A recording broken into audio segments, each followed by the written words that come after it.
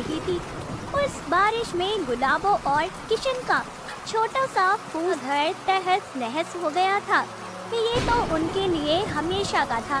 बेचारे बहुत गरीब थे। गुलाबो ने सारे फूल इकट्ठा कर लिया और दोनों ने मिलकर फिर से फूस का छोटा सा झोपड़ा बना लिया। चलो गुलाबो, तैयार हो जाओ, आज मंगलवार है। आज गाँव में जाकर देवी माँ की चौकी घुमानी है। जी, लेकिन घर की हालत तो। हाँ, वो सब बाद में कर लेंगे, अभी ये ज्यादा जरूरी है। अच्छा जी, ठीक है। गुलाबो किशन के हाथों में और खुद के हाथों में एक ढोलक लिए तैयार हो गई। किशन ने अपने लंबे बालों को बांध दिया और साड़ियों के टुकड़ों से बना हुआ एक लहंगा पहन लिया। उसने अपने पैरों में घुंघरू बांध लिए और अपने माथे पर हल्दी कुमकुम लगाकर आंगन में आ गया। गुलाबो, टोकरी में देवी माँ की मूर्ति रख दो और उस पर कुमकुम डालकर फूल चढ़ा दो, फिर वो टोकरी अपने सर पर रख लेना। जी। गुलाबो ने देवी की मूर्ति एक बड़े टोकरे में रखकर उसे अपने सर पर रख लिया और दोनों चलने लगे। किशन एक ओझ था। वो गांव-गांव जाकर लोगों से अनाज और पैसे मांगते थे। दोनों गांव में आ गए। गुलाबो ढोलक बजाने लगी और किशन नाचने लगा और अपनी पीठ पर चाबुक मारने लगा। उनका मानना था कि ऐसा करने से देवी माँ उनके सारे दुख हर लेती है। जय माँ जगदम्बा, देवी माँ सबके विघ्न दूर करो और सबको खुशहाली प्रदान करो। आइए देवी माँ का आशीर्वाद दीजिए। देवता के इस सेवक को अपने इच्छा से दान कीजिए। देवी माँ सबका भला करें। आइए। गुलाबो ऐसे कहकर ढोलक बजा रही थी और किशन ने पीठ पर चाबुक मारे जा रहा था। चाबुक से उसकी पीठ पर घाव हो रहे थे। कुछ लोग किशन के हाथ में पैसे रख रहे थे और कुछ औरतें गुलाबो की झोली में अनाज डाल रही थी। दोपहर हो गई थी। गुलाबो किशन के साथ अपने घर लौट आई। दोनों अपने उस घर को देख रहे होते हैं और बोलते हैं, जी थोड़ा फूस लेकर आना होगा। बहुत सा फूस तो बारिश की वजह से बह गया है। अभी घर की छत बनानी बाकी है। हाँ, खाना पका दो, बाद में मैं पहाड़ी पे जाकर देखता हूँ, कुछ सूखी घास फूस लेकर आ जाऊंगा। जी आज सिर्फ चावल ही मिले हैं, सिर्फ चावल ही पकाने पड़ेंगे। आज किसी ने दाल तो दी ही। आपको कितने पैसे मिले? कुछ ज्यादा नहीं, इतने पैसे में तो कुछ नहीं होगा। कोई बात नहीं, तुम सिर्फ चावल पका दो, शुक्रवार को फिर से जाएंगे, तब पैसे और अनाज मिलेगा। तब तक चावल से ही काम चला लो। गुलाबो ने मिट्टी के बने चूल्हे पर चावल चढ़ा दिए। कुछ देर बाद दोनों चावल खाने बैठे। गुलाबो निवाला लेने ही वाली थी कि तभी बाहर एक भिखारी ने आवाज दी, भाई कुछ खाने को मिलेगा क्या? बहुत दिनों से कुछ खाया नहीं, बहुत भूख लगी है। गुलाबो ने बाहर आकर देखा तो एक बूढ़ा भिखारी बैठा हुआ था। रुकिए बाबा, अभी लाती हूँ। क्या हुआ, कौन है? जी एक बूढ़े बाबा हैं, बहुत दिनों से भूखे लग रहे हैं, उन्हें थोड़े चावल दे देती हूँ। लेकिन अभी चावल कहाँ हैं? तुमने तो हम दोनों के लिए ही पकाए थे ना। हाँ, लेकिन हमसे ज्यादा उन्हें खाने की ज्यादा जरूरत है। आप खाइए, मैं अपनी थाली में से परोसा हुआ उन्हें दे देती हूँ और अभी मैं छूटा भी नहीं किया है। गुलाबो अपनी थाली उठाकर बाहर ले आई और उस भिखारी को खाना दे दिया। भिखारी ने पेट भर खाना खाया। तब किशन बाहर आकर, गुलाबो अब तुम क्या खाओगी? बेटा तुमने अपना खाना मुझे दे दिया।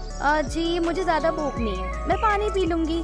मैंने अनजाने में तुम्हारे मुंह करने वाला छीन लिया। तुम खुद इतनी गरीब होकर भी तुमने खुद का खाना मुझे दे दिया। एक बार भी नहीं सोचा कि तुम क्या खाओगी। अरे नहीं बाबा, जिसके नसीब में जो है उसे मिलकर ही रहता है। आज का खाना आपके नसीब में था तो आपको मिल गया, मैं कल खा लूंगी। देवी माँ सब पर अपनी कृपा रखी है। भिखारी चला गया। किशन भी फूस लाने के लिए पहाड़ी पर निकल गया। गुलाबो पानी पीकर आराम करने लगी। गांव में नंगे पैर घूमकर उसके पैरों में छाले पड़ गए थे। थोड़ी देर बाद किशन बहुत सारी फूस लेकर आया। फिर दोनों ने मिलकर घर के हालात ठीक करे और छत बना ली। गुलाबो ने देखा कि किशन की पीठ पर चाबुक के घाव हैं। उसकी पीठ से खून बह रहा था। तभी अरे जी सुनिए, आप जरा ले आइए, मैं आपकी पेट पर हल्दी का लेप लगा देती हूँ, आपको आराम मिलेगा। कितने घाव हुए हैं पीठ पर। अरे इतनी चिंता मत करो, हम पोतराज देवी माँ के उपासक हैं। इस छोटे मोटे घावों से हमें कुछ नहीं होता। तुम्हारे पैरों में भी तो छाले पड़े हैं, लेकिन तुमने तो कुछ नहीं लगाया अपने पैरों पर। चलो अब आराम कर लो, फिर शुक्रवार को फिर से पास वाले किसी दूसरे गांव जाएंगे। दोनों का ऐसे ही गुजारा चल रहा था। कभी उन्हें हफ्ते भर के लिए अनाज मिल जाता, तो कभी कभी भूखे पेट ही सोना पड़ता। फिर भी उनके द्वार पर कोई भी भूखा आए तो वह उसे खाली हाथ नहीं भेजते थे। उनके पास जो भी थोड़ा बहुत होता वह आने वाले की भूख मिटा देते थे। कुछ दिनों के बाद फिर से तूफान आया और उसमें उन दोनों का घर टूट गया। घर की छत नीचे गिर गई और फूल दीवारें भी तिनका तिनका होकर बिखर गई। जैसे तैसे मिलकर दोनों ने उसे संवारा। एक मंगलवार को किशन की तबीयत थोड़ी बिगड़ गई थी। तभी गुलाबो, आज मेरी तबीयत कुछ ठीक नहीं लग रही। मुझे नहीं लगता आज मैं गांव में घूमकर पैसे कमा सकूंगा, लेकिन घर में तो ज्यादा कुछ बचा ही नहीं है और घर पर तो नहीं बैठ सकते। मुझे लगता है हमें अब पूरा दिन घूमना चाहिए। एक गांव से कुछ नहीं मिला तो अगले गांव जाना चाहिए। कब से इस फूस के घर को बार बार बनाकर रहेंगे। बार ये घर टूटता है और हमें इसे जोड़कर ठीक ठाक कर लेते हैं। कभी छत में बारिश का पानी टपकता है तो कभी दीवार में छेद बन जाता है। अरे अब चिंता मत कीजिए, देवी माँ हमारी मदद जरूर करेगी। आज आप आराम कीजिए, मैं जाकर गांव आती हूँ। लेकिन तुम अकेले कैसे करोगी? अरे मैं सिर्फ टोकरी में देवी को लेकर जाऊँ, घर घर जाकर अनाज मांगूंगी। देखते हैं देवी की कृपा से आज कितना दान मिलता है। गुलाबो गले में ढोलक बांधकर सर पर टोकरी उठाकर चल पड़ी। देवी माँ की मूर्ति को उसने अपने सर की टोकरी में रखा था। वो घर घर जाकर ढोलक बजाकर अनाज मांगने लगी। जो औरत उसे अनाज या पैसा देती थी तो गुलाबो देवी के आशीर्वाद के तौर पर देवी माँ के पास रखा हुआ कुमकुम उन औरतों के माथे पर लगाती थी। गुलाबो एक घर के सामने आई और उसने फिर से आवाज लगाई। अरे क्या तुम बार बार मांगने के लिए आ जाती हो? शर्म नहीं आती है? हट्टी कट्टी हो, हाथ पैर या ठीक हो, फिर भी पीती हो, बेशरम। अरे मैं भीख नहीं मांग रही हूँ, ये तो देवी की उपासना है मालकिन। हमारी कई पीढ़ियाँ यही काम कर रही हैं, तो उसमें कैसी शर्म? तेवर तो देखो, जाओ, कुछ नहीं मिलेगा तुम्हें यहाँ से। आई बड़ी देवी माँ की उपासक। गुलाबो घर आ गई। सिर्फ एक मुट्ठी अनाज बचा था। गुलाबो ने उसे पकाया और दोनों के लिए परोसा।